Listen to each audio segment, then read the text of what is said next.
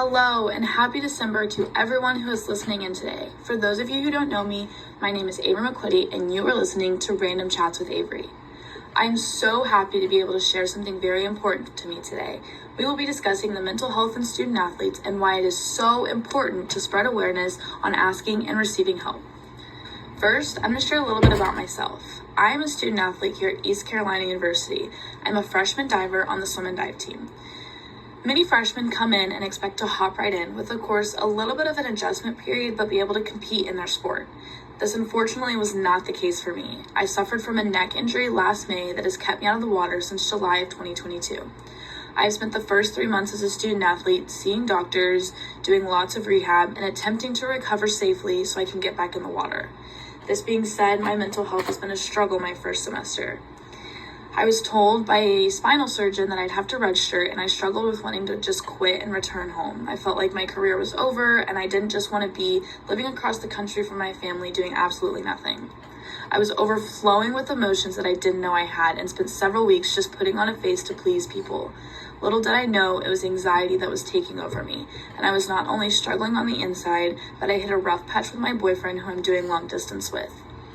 This was all because I was unable on how to handle these new emotions, and I took my anger out on him. I finally decided that it was probably time to reach out to someone after several panic attacks and sleepless nights. I knew I was struggling, but I was just too afraid to ask for help because of judgment and availability around me. Although my situation is not near what some others are experiencing, I wanted to share a personal story to start today. I believe it is important to allow student athletes who feel lost and are struggling to be able to ask for help, but it's not always the case, which is why I'm here today. I want you to help me encourage those that are struggling to reach out and encourage universities and athletic departments to do more to prevent mental health from becoming a bigger issue. So when you make a commitment to become a student athlete, you become a part of the NCAA, which is the National Collegiate Athletic Association. The NCAA has conducted many studies on mental health because it is an ongoing problem. As an NCAA athlete, you devote 20 hours of your week while in season to their sport while also juggling a heavy workload, a healthy diet, and a healthy sleep schedule. To become a student athlete in college, it is a significant life change because of the time you must devote to your sport on top of all the schoolwork. It can be mentally draining and also extremely stressful. For the time devoted, many student athletes are struggling with anxiety, depression, and just simply being mentally and physically exhausted, which can sometimes result in an injury. So the NCAA has conducted a study on some of their athletes, and it's a fairly recent study, and I'm going to share some of the statistics with you to give you a better idea of what some student athletes are feeling, both men and women.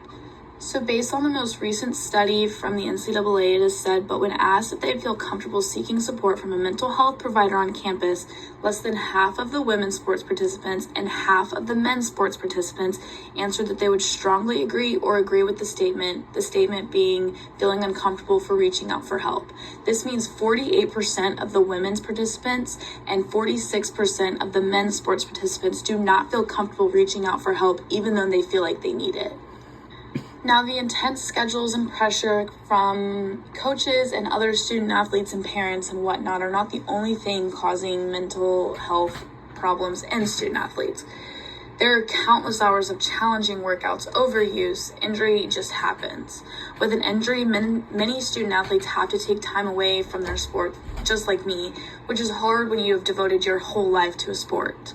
Dr. Pudikan states in her central thesis on a study she did over injury and how it affects the mental health in student athletes, and states that stress is an important antecedent to injuries and can play a role in response to rehabilitation to return to play after an injury.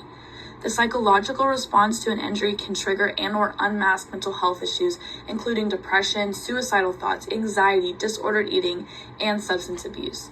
These are barriers to mental health treatments in athletes and also injury treatments.